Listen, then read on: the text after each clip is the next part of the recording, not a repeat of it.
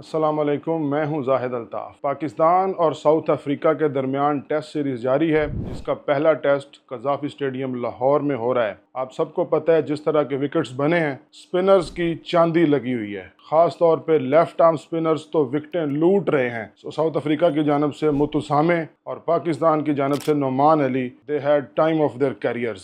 لیکن یہاں پہ کچھ لوگ ایسے ہیں جن کو میچ کے رزلٹ سے کوئی غرض نہیں ہے، ان کو فرق پڑتا ہے تو صرف بابر اعظم سے کہ بابر اعظم کیا کر رہے ہیں، بابر اعظم نے سینچری سکور کی ہے یا نہیں کی ہے۔ میں حیران ہوں، اس وقت جب بابر اعظم کل آؤٹ ہوئے تو کسی نے ایک لسٹ شیئر کی کہ most innings without international 100۔ Babar Azam 74 innings, Jaker Ali 63، تنظیم حسن ثاقب 65 اور روسٹن چیس 53 اننگز۔ اب یہاں پہ سب سے زیادہ دکھ مجھے تب ہوا جب یہ میں نے تھوڑا سا سرچ کیا اور پتہ چلا کہ تنظیم حسن ثاقب اور جاکر علی نے تو کبھی انٹرنیشنل سینچری سکور ہی نہیں کی، یعنی کہ بابر اعظم کا لیول آپ نے اس حد تک گرا دیا ہے۔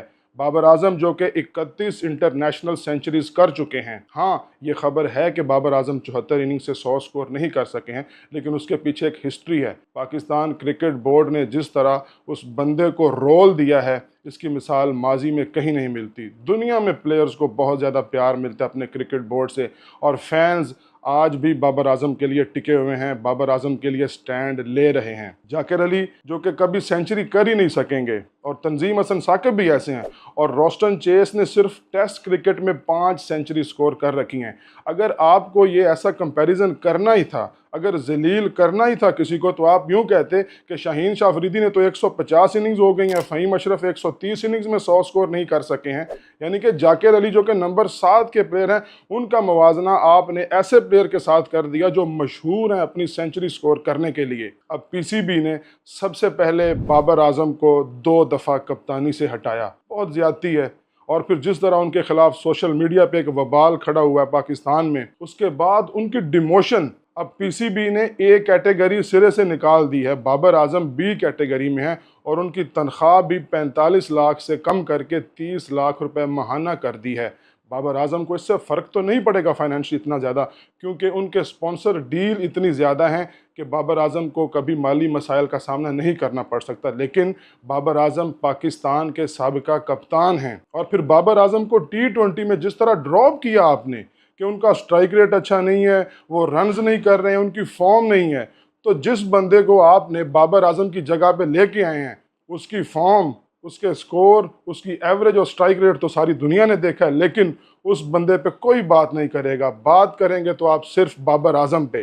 اب پہلے دن ایڈن ماکرم جب اننگز کے بعد جب دن کا اختتام ہوا تو وہ پریس کانفرنس کرنے آئے، تو پاکستانی صحافی بڑے مشہور، انہوں نے پتہ ہے کیا سوال کیا؟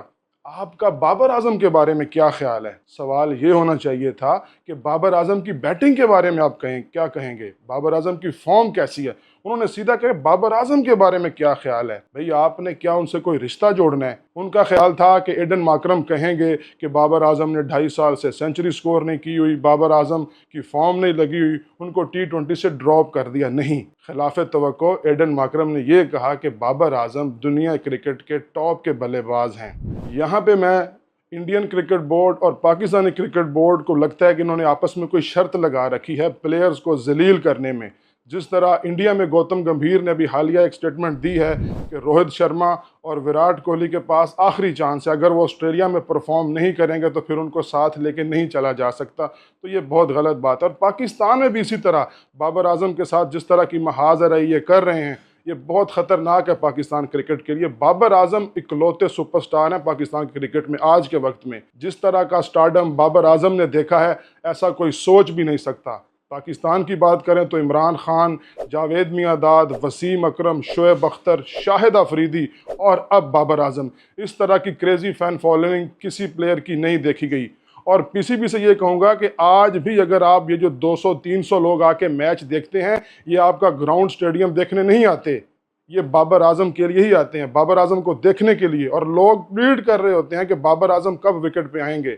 لیکن آپ کو قدر نہیں ہے اس ایسے پلیئر کی۔ میں آسٹریلیا کی مثال دوں کہ آسٹریلیا کیوں دنیا میں نمبر 1 ہے۔ سٹیو سمتھ، ڈیوڈ وارنر اور کیمرون بینکرافٹ، جس طرح بال ٹیمپرنگ ساگا میں ان پہ بین لگا اور اس کے بعد سٹیو سمتھ نے رو کے قوم سے معافی مانگی، اور آسٹریلینز جو کہ بڑے سخت دل ہوتے ہیں انہوں نے ان کو معاف بھی کیا، اور آپ نے دیکھا اس بعد میں سٹیو سمتھ نے آسٹریلیا کی کپتانی بھی کی اور آج وہ سینچریز بھی سکور کر رہے ہیں۔ تو پی سی بی سے یہاں پہ میں درخواست کروں گا کہ بابر اعظم سے تھوڑا سا آپ ذرا ہولا ہاتھ رکھیں۔